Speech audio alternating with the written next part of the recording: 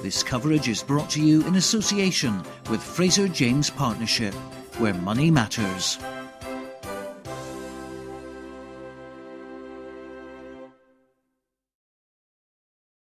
What better way to start a new season than with a local derby between GALA and KELSO? And GALA once again enjoying the services of former Samoan international Opeta Palapoi, but also welcoming back from Melrose Bruce Dick, a promising young back with a big future. And for the second season, their head coach is George Graham, this time joined by fellow Scottish former international Scott Nicol. For KELSO, Mike Minto is still in charge of the Tweedsiders, along with experienced forwards coach Eric Paxton. And in the absence of their skipper Kevin Utterson, it was South African Mikhail Hartley who was given the captain's armband for the day as he led his team out.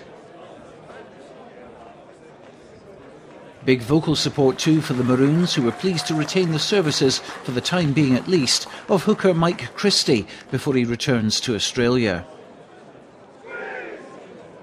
Last season, in the corresponding fixture, it was GALA who won by a single point, by 21 points to 20, and it was certainly very tight in the opening minutes of this game as well. But it was KELSO who drew first blood when a high up and under caused the home side some problems. Scrum half Lawrence Lemon's clearance kick was charged down by Hartley, who chased and got the loose ball. Craig Dodds caught him before he reached the line, but there was fellow centre Dom Buckley to take the scoring pass and put KELSO 5 points up. It's moments like this that favour the opportunist, and Hartley was certainly very sharp, bearing down on Lemon. He still had some work to do, but full credit to Dodds, who did his best to prevent the score, but Buckley, who didn't score in the league all last season, certainly got off to a good start on the first day of this campaign.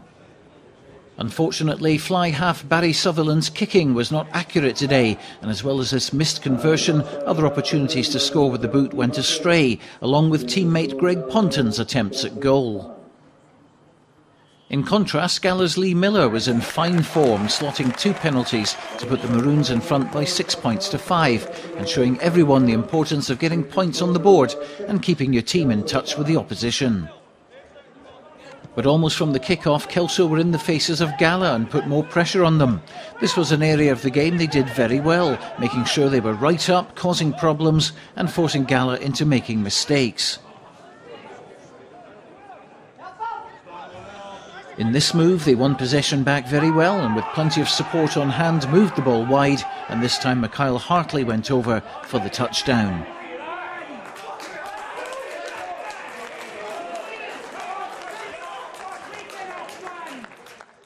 Again, it was down to Lee Miller to score GALA's points, and he duly obliged with another 2 penalties to put his team in front at the interval.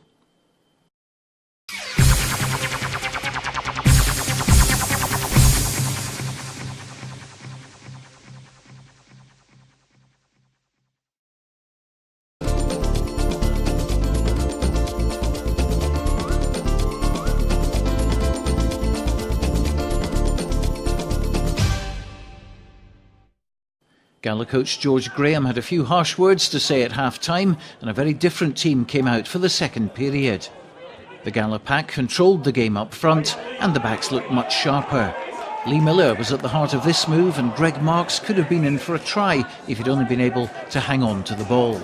But it was enterprising stuff from the youngsters, and that sort of play inspired the pack to even greater things, and they'll have thoroughly enjoyed wheeling KELSO's scrum on their own put-in to win back possession.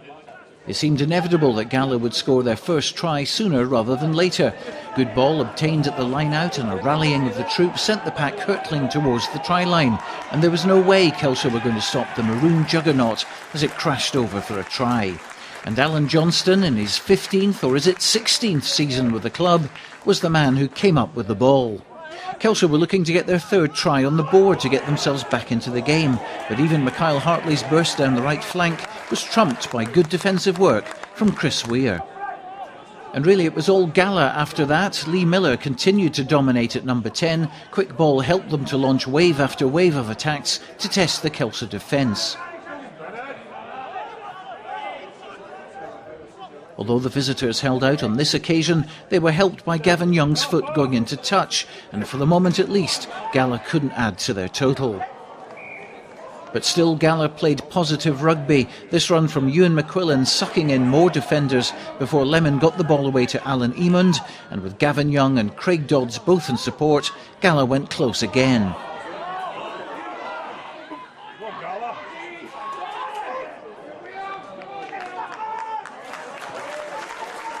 The second GALA try was inevitable, and more power from the pack shunted KELSO back yet again to their own try line.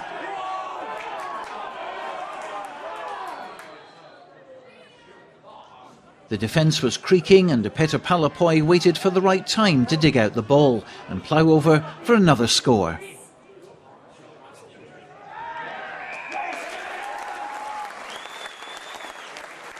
To make matters worse for KELSO, Daniel Porteous was shown a yellow card for foul play, and Miller smashed over the extras to rub it in even more from wide out on the touchline.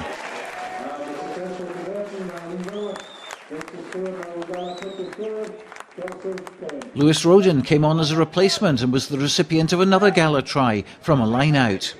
It was textbook stuff, with Palapoi feeding Steve Cairns, who popped it out to Roden, and he dived in at the corner to make it 29-10.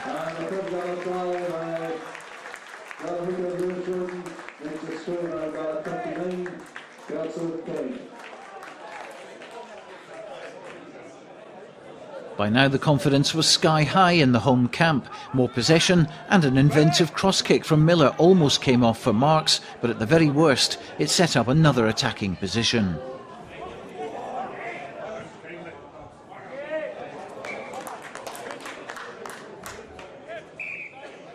KELSO found it very hard to get play back upfield, and there was an element of panic in the ranks.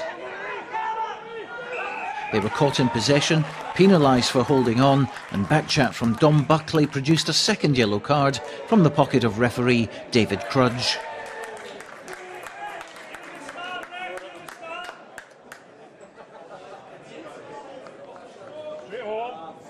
Lee Miller banged over his fifth penalty of the day, and GALA were out of sight with 32 points on the board. By this time, GALA were thoroughly enjoying their afternoon's work, constantly pummelling the KELSO defence and setting up plenty of scoring opportunities. But credit to KELSO, they managed to stop the ball being grounded here, but only for a few more moments. From the scrum, Lemon sent the ball out to Miller, then Emond, before taking the scoring pass himself to give his team the bonus point.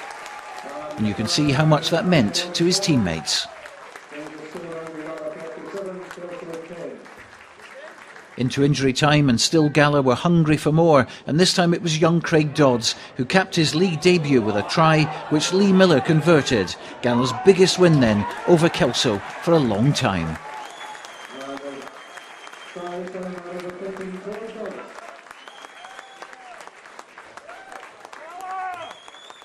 Absolute dream debut for you, scoring at the end? I don't know what happened there, it was a wee bit of a muck up because we were going round the blind side and OP fell over, and well, what happened for there? What happened for there? Scored in the corner. But very important obviously in this new format to get points on the board early on, and you certainly did that, 40 odd points today. Definitely, George has reiterated all through pre-season that we need to start well, and we need to start well to basically get in that top 4 playoff to try and get in a Prim 1. If Barry had got his kicks, we wouldn't have had another kicker on. Punt came on, missed a couple as well, so we're talking 4 penalties, 2 conversions. It's all points add up, and we've been at one point we could have been 15 or 16 points ahead of GALA, and it's a different ball game then. I think our discipline regarding, getting on the right side of the referee, not as in talking to him, but just doing the things that staying on side and getting things right, looking after the ball was very, very poor, and consequently we let in 2 soft tries against KELSO. But in the second half we had a few stern words at half time, and we ironed out. We just had to make sure that the backs got some quick and decent ball, and I think our backs looked really dangerous every time they got their hands in it. So yeah, I mean, happy with the overall result, but of course there's always things that we can improve on.